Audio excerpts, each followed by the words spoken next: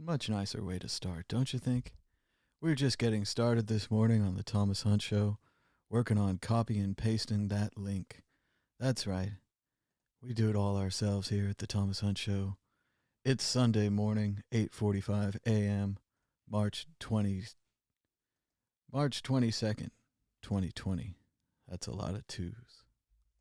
We're copying and pasting links, maybe even selecting graphics. Do we have time for graphics? No one has time for graphics, but we always do. Oh, yeah, that's a good one. That's a good one. Good enough. All right, tweet.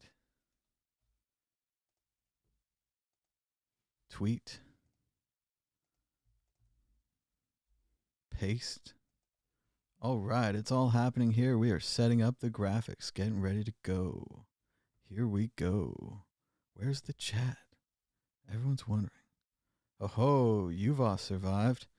BTC Moon Guys joining us in the chat, showing off his record collection this morning, I think on Twitter.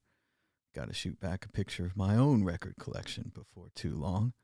That's funny, it gaps every once in a while. I swear this, get the fanciest shit, you try to plug it in right and everything. Every once in a while it gaps. Scares the shit out of me. I don't want the sound to gap. But yeah, anyway, I got to, there we go. Boom, chat's on the screen. Working standing up like this is a whole new experience. I feel like I'm working all new muscles, like setting up the graphics with the standing up here. Okay, here we go. Let's see if we can get that like button. Scrolling.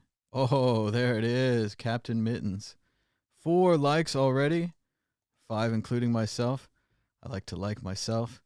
There we go. What is this over here? Graphics? Yes. Full screen, I suppose, these days. Oh. La-ti-da. All right. I think we're almost ready.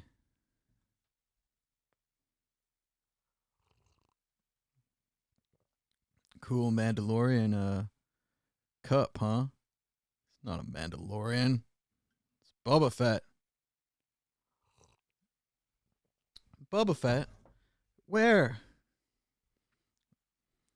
All right, here we go. Starting the show. I'm going to show you my cool case. They're not good enough, Belsnor said. The Noser radio rig. Not good enough at all. He rose to his feet stiffly, hearing his bones crack. And it's Terra that's doing this, he thought, remembering what Seth Morley and Babel had said last night when they brought Russell over. Our own government. As if we're rats in a maze with death.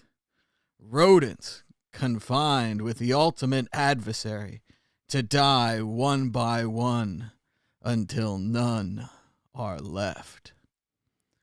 Rats in a maze with death. I know, it's a little melodramatic.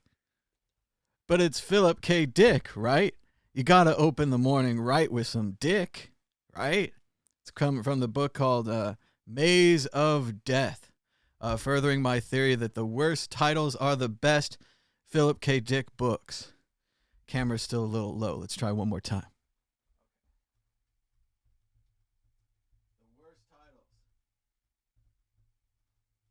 There we go. More of an adoring camera.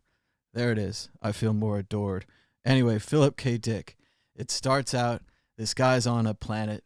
He doesn't like it. He's got a crap job, and he complains about it. How does he complain? Well, it's the future. How do you complain in the future? He prays to an intergalactic electronic network of prayers, hoping that his prayers will be answered. There's all kinds of stuff going on in this book. It's funny, if Philip K. Dick had an agent, if he had anybody that talked to him, if he had anybody interested in him, he'd say, buddy, you know, you had this big experience, and ever since that big experience, you never write about anything else, buddy. Buddy, we can see through this. We're reading it. These characters are all you talking to yourself about your big experience. So anyway, yeah, it's a very religious book, heavily religious. The prayer aspects, he's basically broken up God into 3 parts. Spoiler. And, there's kind of like a devil part. I think it's called the Form Destroyer. And the form destroyer is, of course, evil. And then there's a good part, and there's another part. And then there's also the walker on earth, thinly disguised Jesus Christ. Okay, so now you're up to speed with the religious attributes of this thing. So anyway, praise to the network of gods, and he's given for his prayers a mission to some crazy planet called like Delnock 40. And when he gets there, no one knows what the mission is. And they play the machine that's supposed to deliver the mission, and as it's playing the mission, it shifts from the play head to the erase head, destroying the only tape they had of what they're supposed to do. And from then on, they're just trying to figure it out. And of course, it's kind of a thriller, I guess. Something starts to kill them. But while something's killing them, of course, they have tons of religious debates because it's Philip K. Dick, and that's what he's into. So check it out. I got it on Kindle Unlimited, Maze of Death, Philip K. Dick. Any Philip K. Dick will do. Anyway, we've got big books coming up today. Here's your, this is a special preview. This book is called Subway Art. This is one of the biggest books I own. Pretty big book.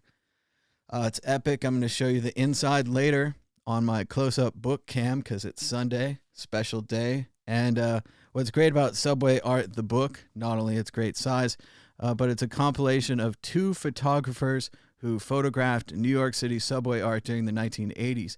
One photographer had the technique of taking a plane.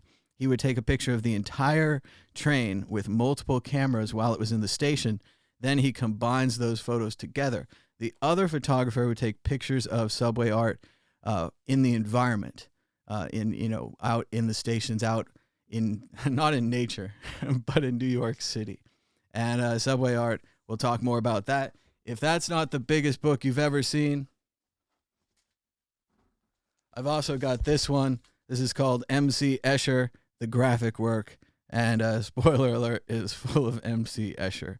So we'll look at some Escher. We'll look at some subway art later on today. But that's just an exciting preview on the side cam. How about that? We've got it all on THS. Let's go to the graphics. Graphics. Dun, dun, dun, dun. Oh, I'll bet you didn't think I could do that. Puh. Checking out the price of Bitcoin. Today is Sunday, March 22nd, 2020. That's a lot of twos. The price of Bitcoin is down 1.64% in the last 24 hours, with a last of 6,112, a high of 6,463, and a low of 5,975. That's $1 for 16,447 Satoshis. The Dow Jones Industrial Average is still closed because it's Sunday, but the last time they were open, it was 19,173, down 4.55% for the day, a total of 913 points down. Here we go, the big refresh. We're going to refresh the numbers. Coronavirus cases worldwide, 319,128, 13,697 deaths. Stay the fuck home. Don't go the fuck outside. I know it hurts your libertarian feelings to stay home, but it's the best thing you can do right now. Oh, the graphics aren't working. Damn. Okay, we're going to fix this. But anyway, staying home is the best thing you can do right now. There's a little bit more graphics, but you know what Bitcoin charts look like. Stay home. It's the best thing you can do right now. It's no fun. The virus doesn't care. Boom. We got graphics again. Fixed it. So that's what the graphics look like. There you go. You're up to speed. I've got a couple different views here. I got a lot of open broadcaster going on. Got a lot of angles of things and stuff. Anyway. Wear a fucking mask. So I complained I didn't have any masks because I'm in the United States and they were sold out. I looked weeks ago. I even looked months ago. People were already profiteering on masks once the China-Hong Kong thing, everything else started up. So I was in despair. I was like, I'm going to have no mask. I'm going to stay inside. My first plan, right? My second plan is that you can make your own mask. So check this out. Go to a webpage similar to wearafuckingmask.com or whatever this is, Google it, and figure out how to make your own mask. If you're in your community, you have sewing machines, you know how to sew, you have access to this, you could be making masks and giving them to your local hospitals. I saw a video today. They're kind of distributing the leftover food from the casinos, a lot of vegetables and things that needed to be distributed quickly. And none of the people were wearing masks. And I know they all think they don't have it, and they're all hanging out with people that don't have it and all that kind of thing. But we need to wear the masks, right? If we don't have the masks, we need to make the masks. And I know this isn't being widely talked about. I don't know why. To me, this is the obvious next step of just kind of learning about this thing. Like I learned about flatten the curve. I was like, all right, stay home. Got it. I learned about making my own mask and not going out without a mask. Good idea, especially in public. And just in general, let's get on this. This is something we can do. And, worst case, you make a bunch of masks, you don't use them, you have them for next year, you donate a bunch of masks, and they have more. Like this video. 13 people have liked this video. YouTube recommends videos when they're liked. Liking is free. You don't have to donate any money. And basically, I suggest that you like all YouTube videos, not this one. If you ever see a good YouTube video, just like it. Be like, hey, somebody worked hard on that. It's good stuff. Sad news today. Spain reports virus deaths up 30% in one day. Let's see if we can get some bigger text. I'm far away. Oh, it's kind of bigger. Spain has announced 394 new deaths caused by the novel coronavirus, raising the total to 1,720. The official death toll in Europe's second worst hit country after Italy. This is a 30% increase over yesterday. The number of confirmed cases rose by 3,646, or 14%, according to health ministry figures, with officials warning infections will rise further in the coming days. With 1,785 people being treated for the virus in intensive care, there is mounting concern about overcrowding at Spain's hospitals. Prime Minister Pedro Sanchez warned late last night that Spain's outbreak, already among the harshest in the world, would continue to worsen. We must prepare ourselves emotionally and psychologically for the hard days ahead, he told the nation in a televised address.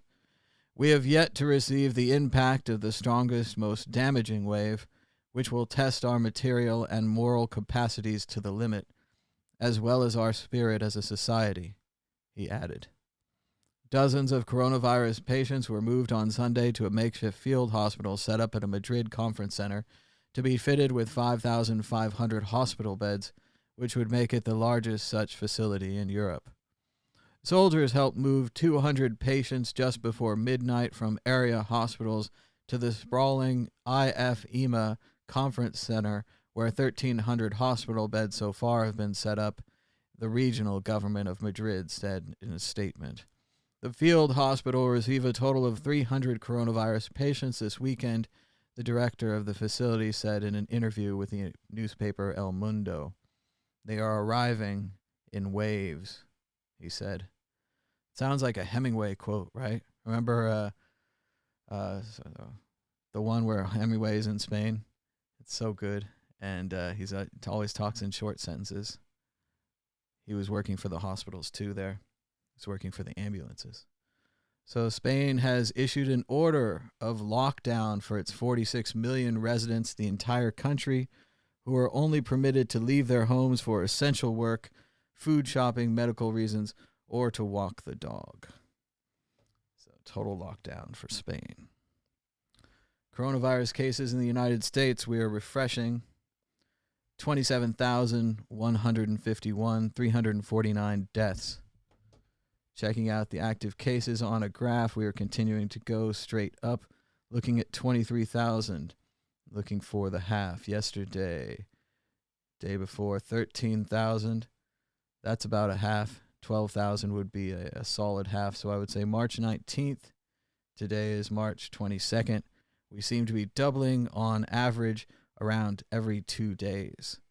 Given that, that's 2 more days, 50,000, 4 more days, 100,000 cases in the United States. regardless of if the testing's bad or we don't have enough testing, based upon the actual numbers that are being reported, what we can estimate is 100,000 cases in the United States within 4 days. So about Thursday or Friday, 100,000. This is the enemy, doesn't care about your politics, doesn't care if you didn't prepare for it, doesn't care if you sold your stock early. Fight the enemy by staying home. We can be more productive by making masks, delivering food, helping the elderly, and advising people who have bad information that, yes, they might not like it and it's horrible, but you should stay home for a little while. It's not that bad. Endgame C, stop and then restart. Endgame C is to stop and then restart, minimizing activity and interactions, sealing the borders to passenger traffic, and interactions driven down to zero. Looks like we got a caller. Hello, caller. Hello? You're live on the World Crypto Network. What's your name and where are you calling from? Oh, hey, cool, Thomas. My name is Jeff, and I'm calling from Colorado, near Boulder. All right, Jeff. What's on your mind today? I just got out of the hospital yesterday, and I was diagnosed with COVID-19. And our whole entire system is really making it worse.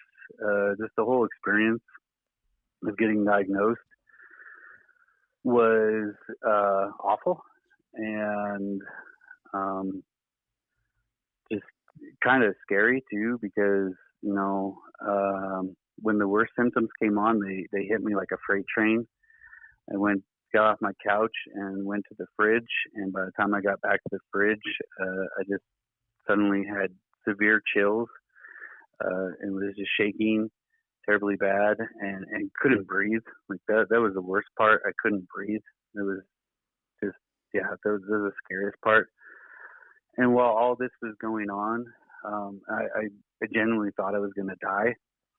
I was navigating my app for Cigna Health, and I was trying to figure out what stupid pharmacy I have, and that way I could talk to like a nurse over the phone and sort of figure out what to do, and even find out really what doctor to go to.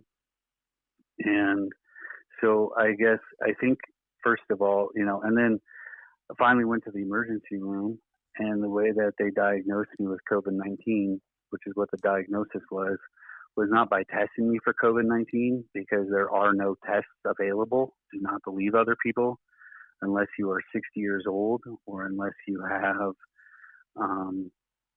some type of connections, like you're the president or vice president or someone wealthy. There's Or no a way to National get Basketball League. Sure. Yeah, exactly.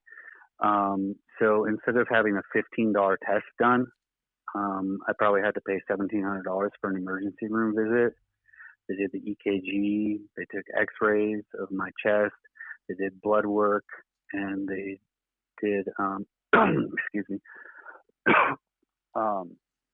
they did a food check. And so they ruled out everything else that it could have possibly been. And, I haven't got the bill yet, but after talking to my insurance company, it's probably going to be about $1,700 for a $15 test. And I didn't even get the test. I'm recovering now. I'm feeling better. The whole thing really came in waves. Started with a sore throat, which was very different. How many days has it been? Really, so since the previous Friday, so 9 days, I think, since I showed my very first symptom. Okay. Maybe today's day 10, but today's day 4 since I felt like I was going to die. Like Thursday night, I thought I was going to die. I just couldn't breathe. Felt like I had bricks on my chest. It was very, very scary. And while that was happening, I was trying to figure out what pharmacy I had, and I was trying to punch in my numbers to my healthcare thing. So, you see the numbers. I saw that you were showing how many numbers there are, and there are far, far, far, far more than that. And there's just no testing available. And our bureaucratic mess, our administrative nightmare that we've created, really in everything, but in particular to the government and our healthcare industry, is harming people. And I hope this isn't true, but I'm very concerned after what I've gone through that our death rates could potentially be a lot higher than elsewhere, just because of the way things have come down. So I just wanted to share my experience because I went through it, and I guess I'm happy to answer any questions or having. Yeah, it definitely helps to share your experience, and we definitely want to hear more about it. It's scary stuff, and it's something that we might all have to go through. This virus is going to be everywhere. It spreads really well. We're all trying not to get it, but we all might get it anyway. When you did figure out where to go at the hospital, did you go to the main emergency room, or was there kind of like a COVID testing? Were you able to do drive-through or anything like that? No, there is no dirty wing and there is no clean wing the way that they've done it in the East, like the Far East, China and Korea, Taiwan. No, I went in the main entrance of the emergency room. I was trying to find just a drive-through test, and get some type of diagnosis done, but they wanted me to go to my primary care doctor, and I just moved to Colorado, and I don't have a primary care doctor yet. It's one of those things that I've been meaning to do, to go get a physical. Sure. I moved here like a year ago, so I just ended up at the ER, and I walked in the main entrance. Then the scary part really is after I was diagnosed with COVID-19, I said, hey, I need groceries. How am I going to get groceries? And all the apps are full. I can't do Walmart pickup. I can't do Walmart delivery. Instacart isn't working. Maybe Uber Eats. So I just been putting on my mask and driving to Taco Bell. They literally told me the doctor said, well, everybody's going to get this. It's kind of too late. So just go to the grocery store early in the morning, put on your mask, wear gloves, and try to avoid people.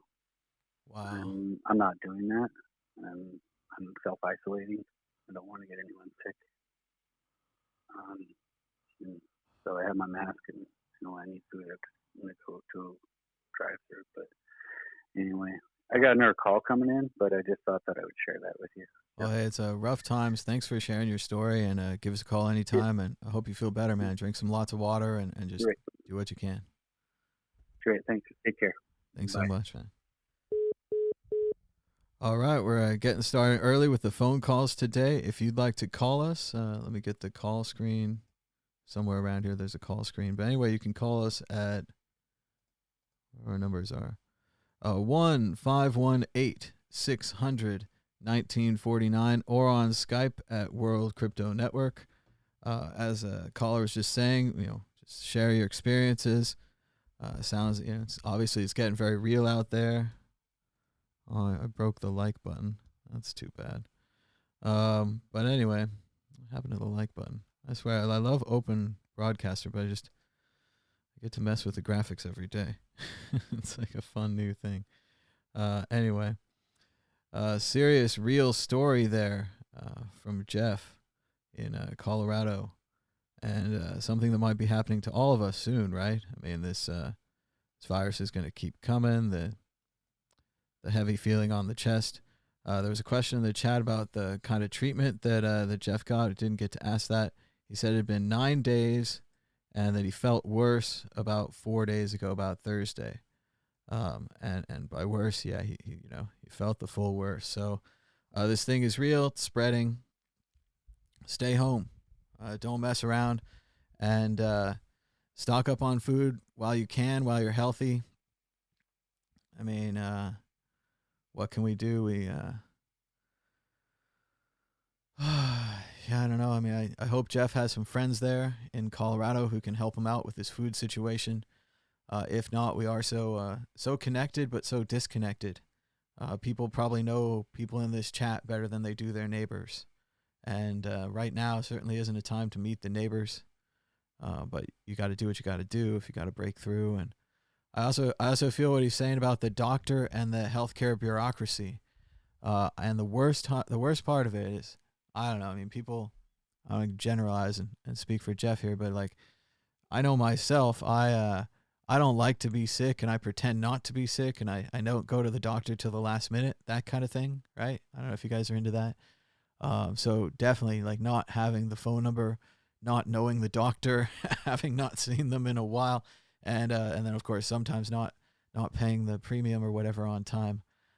All of those things I'm a participant in. And it's especially worse when your head's spinning and you're not feeling well, and then you're trying to figure out the bureaucracy. And then, maybe normally you're really good at navigating phone menus or really good at finding the number. But yeah, let's go ahead and get those numbers ready now.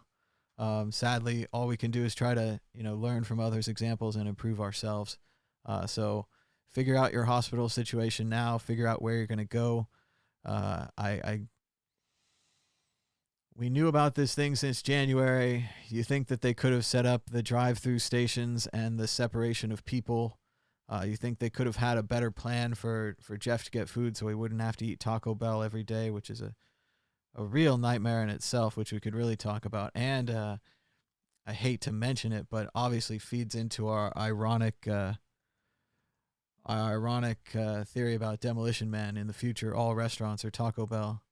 Well, no, I mean, IBLB in the chat, like I don't even care about the POTUS right now. Even the hospitals, even just the normal people, even McDonald's, the corporation, like every corporation that right now is going to ask for and get a bailout, the hotels, the hospitals, the airplanes, the restaurants, everybody who's going to ask and get a bailout saw this thing coming in China, right? And we had the option to prepare. We had the option to do nothing. There's also a middle option, and we took the do nothing option, right? No expense was spared. No expense was spent. No, we spared all expense. So, and again, you can look at other countries. You can look at how they responded to this. You can look at, like Larry was talking about, having gloves and masks left over from the SARS epidemic in China and Hong Kong. I mean, other countries have prepared differently, and it's your choice in a democracy how you think the country should prepare. You can always talk about that. So let's see what's going on in the books, right? We want to go straight to books. Switch to book cam.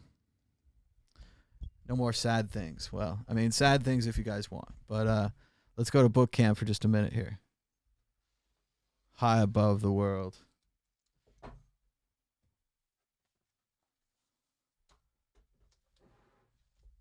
Look how big this book is. It fills the entire desk. There's no room for anything else.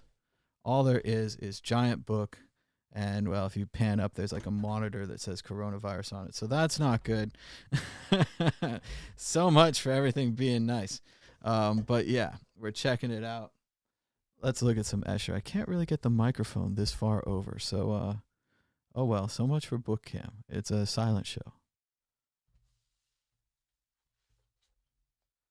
Look at the size of this thing.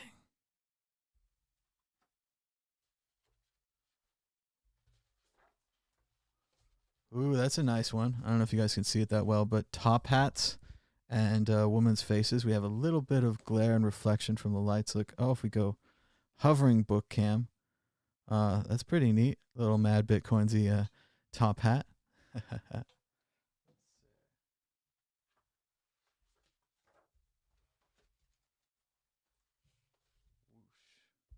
There we go. Looks like book cam really needs to be a top view floating cam right about here. So I'll figure out how to do that. But there you go. Some nice spirals from MC Escher. We're checking out very large books today. Let's see. Some more interesting Escher.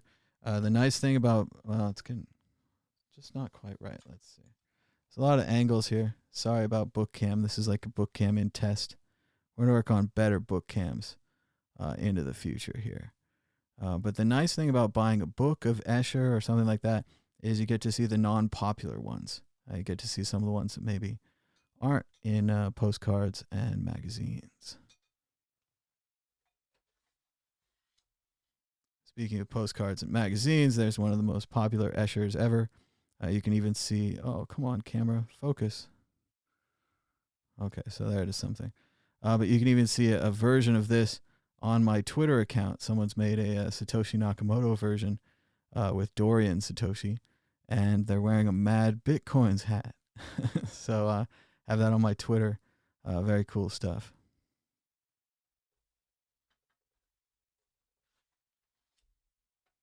And another classic, maybe perfect for our times, the maze going every which direction. Kind of a similar shape here with the folded shape. You can kind of follow the Mobius rings and so far spinning around in that one. That's a neat one.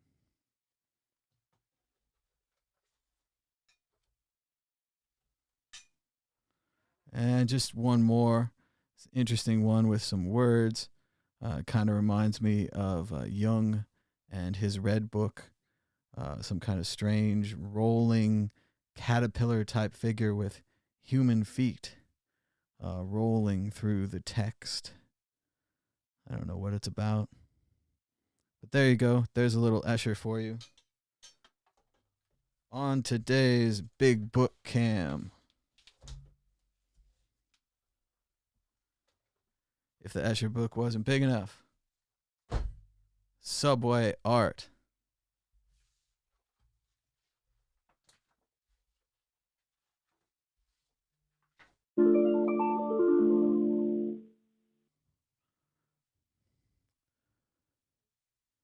Hello, caller. You're live on the World Crypto Network. What's your name and where are you calling from? Tommy, my soul brother. It's Martin from San Jose. How's it going? It's going good. Another Sunday. Staying Another inside. Sunday, man. Yep. What is it? Day 5 of quarantine out here? I don't know. All the days are blending together. Well, if you've really been prepping, it's been longer, right? I mean, I've been paranoid or whatever they used to call it in the old days about this for before this, before that, before this, and the only time I've seen the outside is to go to the store, which was a terrifying experience because I could see the empty shelves. It was weeks ago, and I was like, this is my last chance to buy ketchup, and it's not a healthy way to shop, and I don't have a lot of money to buy a lot of ketchup, but that's what my brain was like screaming for, like buy 4 ketchups, buy 8. Like it made no sense. Oh, you're gonna need the lycopene, man. Well, I've switched from that's what I heard. I've switched from French's mustard to Heinz mustard for the first time ever. So we're all making sacrifices during this crisis. Yes. Yep. Hey, that's awesome. You're showing the MC Escher book because my wife and I were both like artists, and I'm a carpenter and like building things and stuff like that. And it reminded me a couple months ago. We were talking about MC Escher, and I didn't realize that he lived until 1971. For some reason in my mind, he was always like way back there, maybe 1800s, maybe he died early 1900s. And we got to talking about that he lived through basically the Spanish flu. He lived through World War I, World War II. And, I read that he was tormented by these things, and his art was an escape. And this is before the coronavirus outbreak.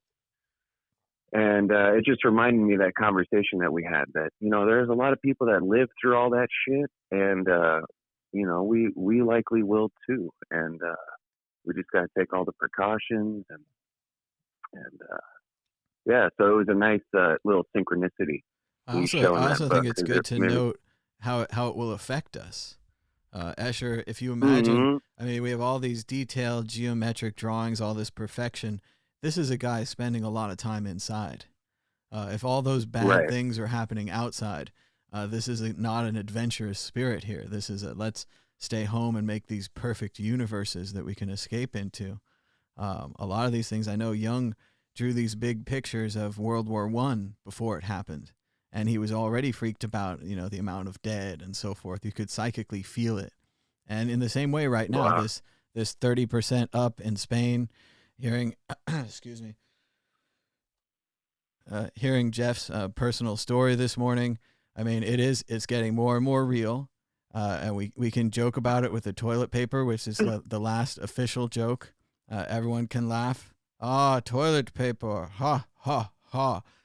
That's in any form. In any form, that's the only joke you can make. And we're running out of days to make that joke. Like and there's nothing you can do about it. Like looking at these drawings here, especially this one on the right, kind of the whirlpool nature of it, right? The being drawn into, sucked into the no choices, like just, and we're gonna find out what that bottom looks like, right? I mean, it's coming. Mm-hmm. And I don't How about know. You got family that you live with, or Yeah, I'm older? actually doing all right. A friend of mine sent me a big thread, and I know a lot of people are worried about the civil liberties aspect of this, and the kind of crackdown that you have to stay home or you're on lockdown. Especially Italy is much more of an enforced lockdown, whereas here in Nevada or California, it's more of a don't go out for no reason. Go to the store if you want, walk your dog, which is very ambiguous. Well, that's why I brought that up, is because I got I mentioned on another call my in-laws, and they do not take it seriously, man, and it drives me crazy. And they went out yesterday to get groceries, and they're my father-in-law, he's 80, and my mother-in-law is, I think, 76 or something, but they're older. And I even texted them that morning, hey, look, we'll get everything for you. Don't put yourselves at risk. You're in a great position where you can just stay at home. That's all you have to do. And but like you're saying, this conspiracy theory shit, and it's really tough, because we're gonna have to deal with a lot more BS. It's hard enough to have to worry about our family members. The conspiracy theory thing is out there. A lot of them believe in this. A lot of it are getting it reinforced that it's not so big, and so on and so forth. And in the same way, I mean, it's a lot like Pascal's, whatever it's called, Pascal's wager, I think it is, where he says, okay, if there is a God and I don't believe in him, I get punished. Therefore, if there is a God, I should believe in him, because there's less problems that way, right? I'll get by, and meanwhile, all I have to do is just kind of do this belief thing and say that it's a thing, and all that. So in the same way, this virus, if you stay home, it's not that bad. Like what was so bad? Okay, you stayed home for a few weeks, you ate some not great food from the kitchen, and when you run out, you go to the store and you wear a mask or something. So. But on the other hand, going out, getting the virus, like Jeff was saying, having someone stomp on your throat or on your chest. I don't know if Jeff had to have a ventilator or not this morning, but that's one of the common treatments there, because you'll get water in your lungs, and then they'll have to use a ventilator to get the water out. So not what I want. Like I like going to movies. I like going out to play pinball or whatever. I'm not totally antisocial, but right now you got to make a little sacrifice, and maybe you have to find a way of reframing it. I think if you're too extreme libertarian, it's not the government forcing you to stay home, it's your personal safety. I mean, it's your personal choice to live longer. Like you're making your personal sacrifices. I mean, I don't know, somehow you have to find a way to figure it out, because you have to stay home. So Thomas, I've tried everything with these people. I've tried, do you want to see your grandchildren? Do you want, what I mean? Like, and it got so bad yesterday, I just lost it on the phone. And then I'm sorry for bringing this up. This is kind of, but they were like, you can't boss me around. And anyways, that's the I story know. of Well, it's the same as the Trump thing, where you don't want to lose friends and family over this, but you have a very strong suspicion that something is correct, and you want to share it with them, and you have very strong opinions, sometimes driven by lots and lots and lots of facts, and they're just not exposed to the facts or not interested in the facts, and you just have to find a way to. I don't know. You have to find a way to make friends with them and to still keep going. I know some other people where they let their religious and their lack of Trump versus religion and all these kind of disagreements. They don't see each other anymore. They don't see the little baby that the cousin had, and it's a big brick wall, and it's because of this politics. Now, I'm sure they're not the only one. I'm sure there's lots of people, and that it's accelerating. I mean, we had a breakdown here yesterday, and eventually I'll get to talking about it, or maybe I can save it for Monday, because who really cares? But they got all mad. I was calling Trump a clown, and I mean, I guess that's disrespectful to the president. So I'm in the wrong there. But later on, Savior Trump. Later on, when I predicted that he would use, let's see, I forget what I said exactly, but it was kind of he would use religious language and claim there was a cure in the speech, and that because he's talking to his supporters, because he's kind of a con man, right? And he just wants to give he just wants to give you good news. I mean, it's not it's a positive emotion. Like, he just wants to make us feel good, and so he wants to say there's a cure every day. And if there only was, it would be nice, but otherwise it's false hopes, and it's a negative in the long term. And I know it makes it feel good in the short term, but it's a negative in the long term. So so I was all ragging on that, and then he went out and did exactly that, using exactly religious language to claim there's a cure. So it was justifying for me, but I don't really need to do that. But again, we lost friends, we lost people in the chat there because they couldn't take it, because the leader or the lack of facts or something. People view him as like a savior. It's mind-boggling. Oh, he's gonna arrest all the criminals in D.C. This is all just an orchestrated attempt to get the pedophiles, and it makes no sense. It makes no sense. Yeah, I've seen that tweet. I've seen those going around. The scariest thing that I know of, and it's it's a stupid personal antidote or whatever, so it doesn't mean anything. But someone that I know, just go there, believes in their heart of hearts that Trump is a born again Christian. So no, I mean, and they'll defend it, and they'll get furious at you, and so on and so forth. And I don't know where they got this information, and I don't know why they believe that this is true, and so on and so forth. But they really do, when it comes down to all these like core beliefs that they have, which I think are nice and positive beliefs and generally good for society. And no, they think that he's directly in line. They think that they've elected one of their own, and they think this in a lot of ways. I think. I don't know why, but in a lot of ways, probably because he speaks in code, and not even in code. Yesterday's speech was, he said, I think he really said the words miracle. He said it would be a gift from God, a gift from heaven. That we should thank God, and that we should pray to God. So he was just being straightforward with it, which is fine if he actually believed that. I'm not saying that his beliefs or that having beliefs are wrong. I'm just saying that falsely parading these beliefs and fooling people, and I believe it's false, and you can believe what you want to believe, but no, I don't know how to deal with that, and the same thing. I think we need to find a way to agree to disagree and still be friends, and if only there was a carrot and a stick that you could negotiate with your in-laws or whatever there, where you could say, hey, well, maybe if you stay inside, I'll buy you $500 worth of food, or I'll buy you a new TV and you can watch it for 3 months. I mean, like, I don't want to get that low or whatever and say that we're, manipulating people like Pavlov's dogs with things, but I don't know, buy them a TV. Oh, I don't know what would work. I've already tried. Right? Yeah. I've tried it all. I've done every route. It's funny. A few weeks ago, I saw all this coming.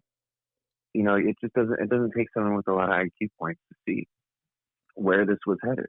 You just had to be paying attention. And they they wanted to tear their kitchen out to redo it. And I said, look, you guys, just wait a week or two till we figure out what's going on. You don't want to be without a kitchen. Just trust me on this. The very next day, they had the contractors there, tore the whole sucker out. So I had to go over there, build them a temporary sink, reinstall their stove under the condition that they would stay there and that I would help build them cabinets.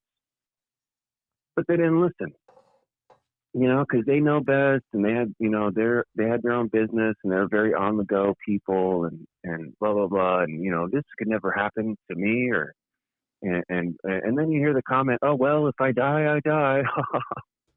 We don't want that to happen. We have a choice, just chill out. You don't have to jeopardize your safety. You don't have to sacrifice your life for just an on the whim decision because you get antsy. Just take it easy. But I tried it all. And so I don't know what's going to happen now, but we'll see. You just got to do the best you can do and let them make their own way in it. I mean, the other horrible part of it is at a certain point, you have to stop seeing people if they're not going to be doing the self-quarantine. I know a friend of mine a couple weeks ago was still bouncing around out there in the world, and I think he's a good guy, and I'd like to have him by and hang out. But at the same time, I was like, I've been trying so hard to self-quarantine and so hard to do a good job on this, and I don't, it's funny because usually I like staying home, but as soon as you start focusing on it, then you don't like it. Right. And he's out there bouncing around. I'm like, I can't take the risk. I can't see my friend. I can't have them over. And I saw a lot of pictures today of people who are so-called social distancing, but really they were having house parties and playing board games. They were hanging out in the pool at the apartment complex. I mean, we've got to get it through our heads. This is the real one. This is the outbreak. We all stay inside. I saw a good example. A friend on Facebook had a giant puzzle that they'd laid out. That's a great idea. Giant puzzle. Let's do that. This is your chance, cleaning your house, organizing your stuff, doing the Marie Kondo thing, which fortunately I just did. But if you guys haven't done it yet, this is a great opportunity to do it. You get all of your as a basic thing. She wrote 2 books about it, and I read both of them. But as a basic thing, you get all of your items together, hold them in your hand individually, one at a time, look at them. And if they bring you joy, keep them. Or if they're useful, right? There's kind of a useful thing where oh yeah, a plunger doesn't bring me joy, but I'm always going to need, a couple of plungers. But I don't need 6 plungers. I don't need 8 plungers in 3 different colors, So the same kind of thing, you go through all your clothes and your books and there's all kinds of details to this. But this would be a great project to take on if you're stuck at home and you're bored. And you just need something where you wake up and you're like, all right, time to get on it, time to get on the project. Because, just sitting around is not the thing. We've got all kinds of options. Oh, for me, I'm perfectly capable of staying at home. I'm a homebody anyways. I find shit to do. I got a little wood shop in the backyard, and I'm set, man. I can always keep myself occupied, Well, you just got to not worry about the old relatives and just focus on your projects, and you did the best you can, and there you go. Oh, yeah. Like MC Escher. Hey, did you give any thought to the human beings on the blockchain idea? Well, I mean, it's actually funny because here at the World Crypto Network, as I toot our own horn, we actually helped create the Blockchain ID project. I think it was back in 2014, but my friend Chris Ellis worked together with a bunch of other people right here on the network, and they created kind of an identification for themselves, and they had a key signing party similar to crypto, where everyone got together and they all agreed that this person was indeed that person, and they matched up with the identity and they signed it to the blockchain, and it became a thing. And then I don't know, a dozen or 100 other companies then raised money and did VC and tried to deliver, and I'm not sure anyone's delivered yet. But the idea is still out there. A lot of people are into it. So, We'll see. I have a feeling we'll see some, what is that called? A Hegelian dialectic, when they have a problem, reaction, solution. Is that how it goes? Yeah, PRS is definitely one thing. Yeah, problem, reaction, solution. So we'll see a lot of sort of solutions in the coming months. We'll see what they are. They're saying already. We're trying to keep it about Escher here. This is a Sunday show. Come on, but no, they're saying. Okay. No, I'm sorry, guys. I'm kidding, but no, they're saying already that the Department of Justice is pushing forward a large proposal that would change how trials were run. I don't know the details there, but the most important thing seems to be that they get the right to detain you inevitably or forever. Infinite detention, probably with the idea being that the prisoner would be infected with the virus. So until the virus is out of the prisoner, so on and so forth. It's something like that. Everybody's super mad. Even some Republicans who should be kind of rolling over on this because it's their people, their DOJ. But no, a lot of people are mad about that. They're trying to push back in the same way that we were mad on Friday about encryption, that we want to keep encryption.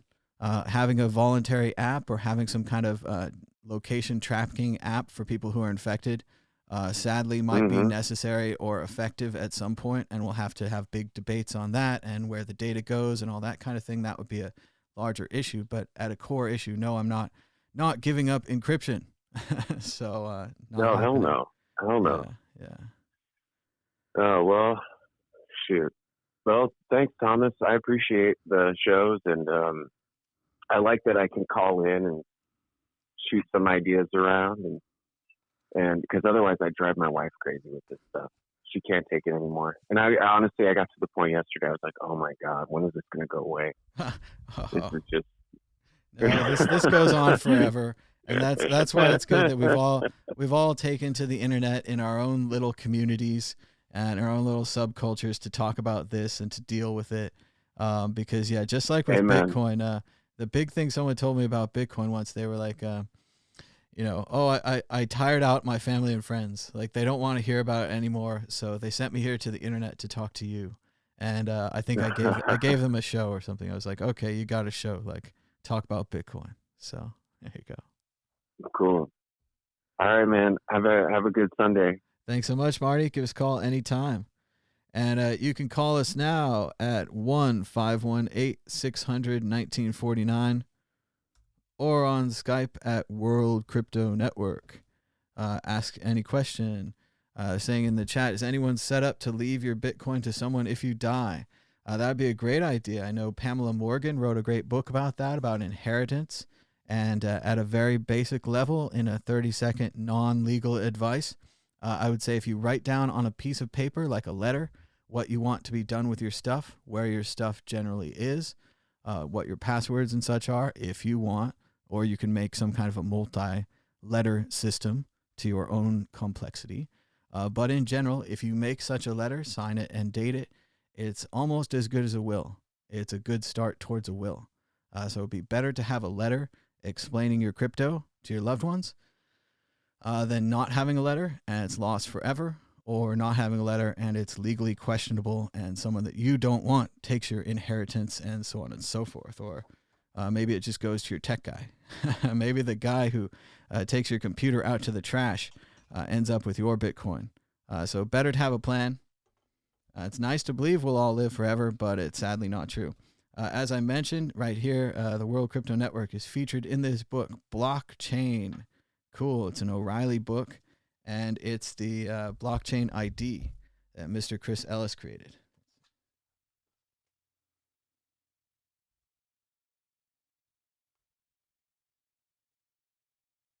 There it is. It's kind of fuzzy. I don't know if you can read it. The camera's not really cooperating, but World Citizen Project blockchain-based passport image credit Chris Ellis.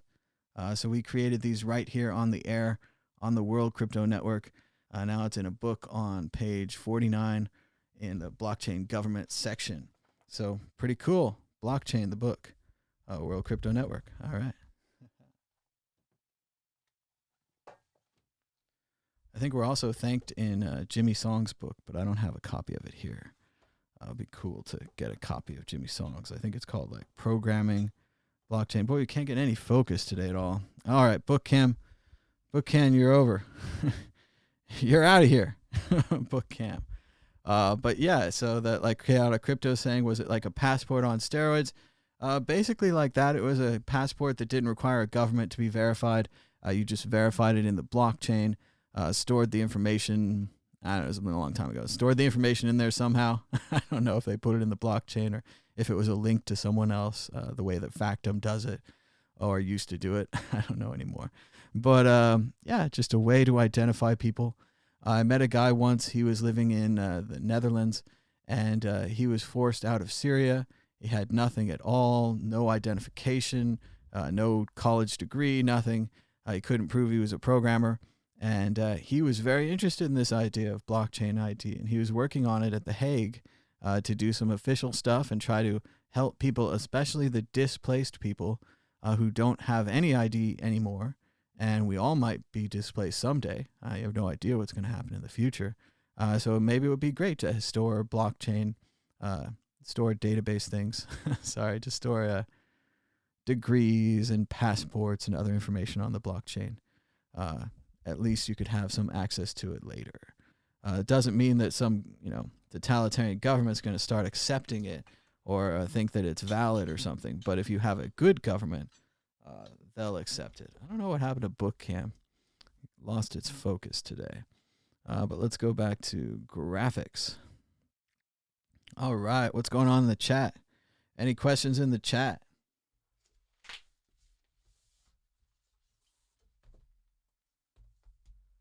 Any phone calls? Do you want to see more Subway art? Do you want to hear the news? You can vote by saying the name of what you want to happen. Or we could save the news and I might save some of that for Monday because it's just blah, blah, blah. It doesn't really matter. So here we go. Bitcoin news. Bitcoin's correlation with S&P at 2-year high amid the coronavirus crisis. And also from Cointelegraph, getting 2 in the top. Bitcoin was designed for a financial crisis. So far, it's working well. It's pretty good. And bailouts, Bitcoin, disruption, failures, and hope. It's one way to write a headline over at CoinDesk. So there you go, Bitcoin. We're still looking for this to happen. Still pretty sure this is going to happen.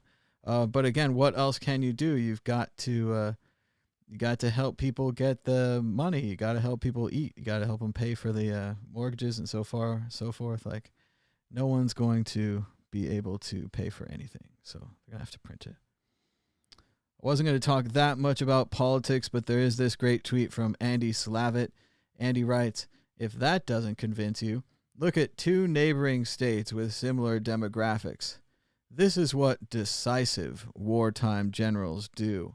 And you can see on the left, it's a little small. Let's see, get bigger. No, it doesn't embiggen.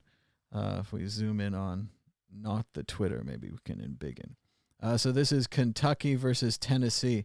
Right here early on, Kentucky governor strongly encourages social distancing, but right here at the beginning, March 6th, he declares a state of emergency. So Kentucky is already in a state of emergency, while Tennessee is closing, says there's no reason to close schools and workplaces. They're keeping pharmacies open. Finally, Tennessee declares a state of emergency 13 days later. So this is what happens if you don't do anything. This is a real life example from this year from 2 different states. If we had national leadership, both states could have been like Kentucky. They both could have gone early. Tennessee finally closes schools by March 20th. That looks to be about 9 days after Kentucky. So here we go. Tennessee is the yellow number. You see the cases in Tennessee? Yellow, yellow, yellow, up, up, up. Looks like they're also showing us tested cases, an incredible amount of tested cases in Kentucky, and an incredibly low amount of spread. So this is it right here with Kentucky versus Tennessee. The states are laboratories. They're not supposed to be laboratories of death. If we had national leadership, what is that supposed to mean? Well, right here on March 6th, when Kentucky declares a state of emergency, and I would say a similar date is when the National Basketball Association declares a state of emergency, a national state of emergency would have been a good move, right? Having one standard for all the states so that they could all prepare, so that they could all start getting gloves, so they could all start getting ventilators. Maybe you live, for bad luck, in the state of Tennessee, and your governor is a good dude, but he's asleep at the wheel, right? He's not feeling well. He's just not digging it. So he's 9 days behind, right? You're 9 days behind because you're in Tennessee. You're being punished for not being in a better state, right? Something happened. Now, if we had a national government like we're supposed to, the national government could preemptively act with the state of the emergency. The national government could say at a national level, close the bars, close the restaurants, close the schools, stop the spread of this thing.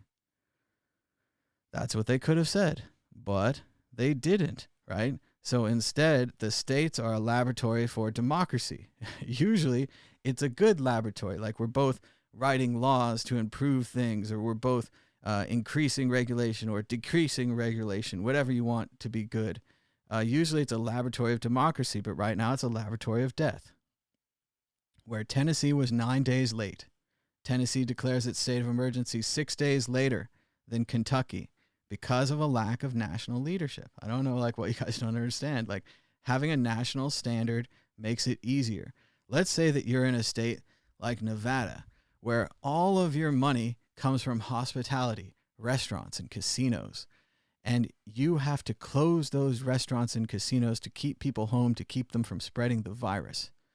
You tried voluntarily stay home. You tried, like, putting the word out and warning people. That doesn't work. You actually have to close the places that people are going to go so that they will stay home, right? Ireland, same thing. Keep going to bars. Italy, same thing. This is 3-4 weeks ago, before all of this. So you have to get them to stay home. Having a national standard would have been better. We're going to talk about this more. But yes, Nevada shut down. The governor shut down the entire state. Right now, can you hear that sound? There's not a single gambling machine running in the entire state of Nevada. So, future Trump, even more power. Again, we already give presidents the power to handle national disasters. So, no, we don't have to give them even more power. They have to use the power they're given, right? The reports that they got in January and February from the intelligence agencies that scared them into selling their stock also should have scared them into preparing just a little bit, anything. And again, they shut off travel to China at one point. They shut off travel to Europe at one point. They didn't do anything else. Okay. You guys can, turtle about it all you want. It's going to come back later. I don't want to do the news recap. I'm going to do that on Monday. Joined us in the chat. Had a little bit of fun. Here's a positive poll. We talked about what kind of music streaming app are you using these days. 111 people voted. 78% of people are using Spotify. 21% using Apple Music. So that's a pretty interesting poll, and also explains why no one ever responds to my playlists from Apple Music. So it goes. It's fun not having to manage your music. That was a lot of work. But it's fun to just be able to download the new Weeknd album by pushing the button. I don't know if it's because of the virus and the stay home, but there's a new Weeknd and a new Childish Gambino album out just a couple days ago. So you can check those out on Spotify or Apple Music or whatever you like.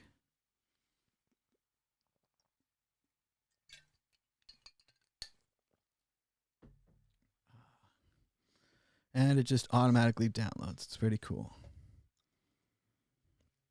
Let's see, checking it out. Hey, shout out to Tune In, Drop Out. Thanks so much for the $20 donation. He said he's sitting here with friends, setting one up with a Bitcoin account. Bitcoin is gaining in popularity. All right. That's what you got to do. Show your friends Bitcoin. Give them a little bit. Get them started on it.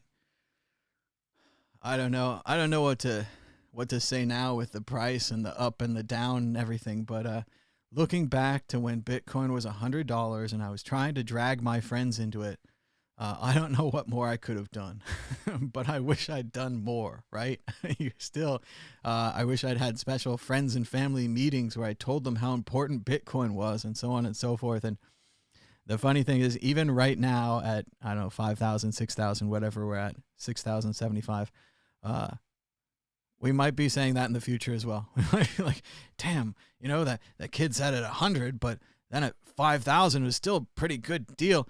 But maybe it isn't. Maybe it goes to 0. I don't know. That's what the traders do. They always say up and then they say down just to cover their ass. So, but thanks for the donation. Thanks for hanging out and watching the show. I've had a good time chatting with people. It's been over an hour, so that's pretty good. People are having the big fight in the chat. It's pretty much the same fight we're having on Twitter, the same discussion, etc. Freedom versus killing the virus. I want to kill that virus. I want to take that virus out. I want to separate the people and win. Again, how you do that, at what scale you do that, how you can decide to do that. There's a lot of these things you just have to go down the trees and you have to say, well, this decision, that decision, this decision, that decision, and, so on and so forth. How big it is, how big is it, how bad is it, so on and so forth. So just have to keep working for it. Is Spotify bad for artists? I don't know. The internet, we ate the music industry with the MP3s a long time ago. So I don't know. Sell me a t-shirt, sell me a concert ticket. But the problem is no one's going to concerts anymore. So we just doomed the music industry again. Whoops. But restaurants and theaters and everything else went down with it. So we were supposed to do positive news, not doom and gloom. Okay, we're going to end on a positive note. We're not ending yet. Going back to book cam. Subway art.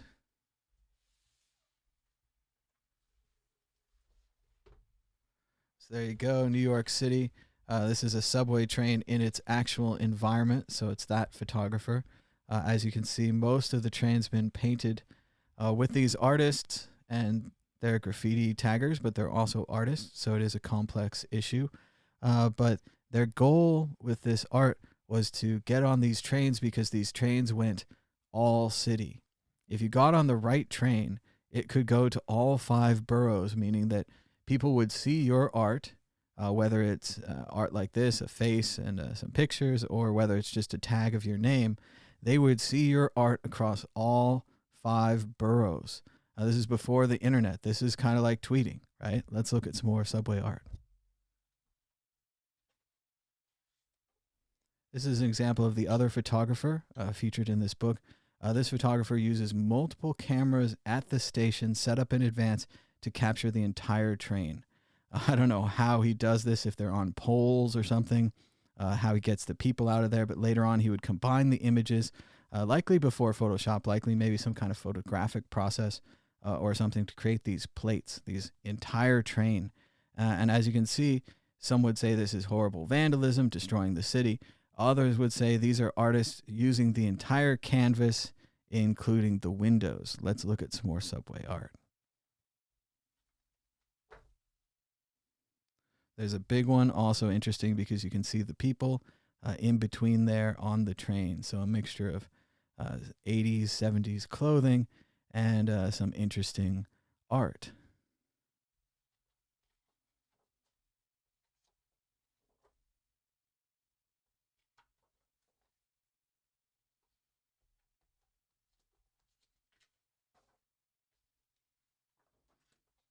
See, a good sign of a big book. If the book itself isn't big enough, the book folds out to give you even more book. That's a big book.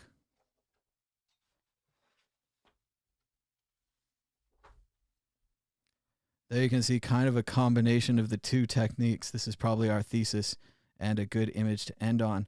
You can both see the entire train and you can see the environment. It's both photographers work together. And I think that's, we're going to call it for today's Thomas Hunt Show. I'm going to save the news recap for tomorrow. So if you want to fight about politics, I'll be here tomorrow. It's going to be a nice Monday morning show. And we'll talk all about how Trump used religious language in his speech and promised a miracle cure that the doctors had to walk back again. Bummer. I definitely agree with the tweet I saw this morning. We should all be watching Governor Andrew Cuomo, or Mario. I don't know. Governor Cuomo in New York is doing a great job in his press conferences and doing a great job responding to this crisis. So here he goes on around noon East Coast time. Maybe they're archived on YouTube or something, but check out Governor Cuomo. Check out some good art. Watch a movie today. Tell me about it. Read a book. Stay home. And join us again tomorrow. Be sure to give us a thumbs up and a share.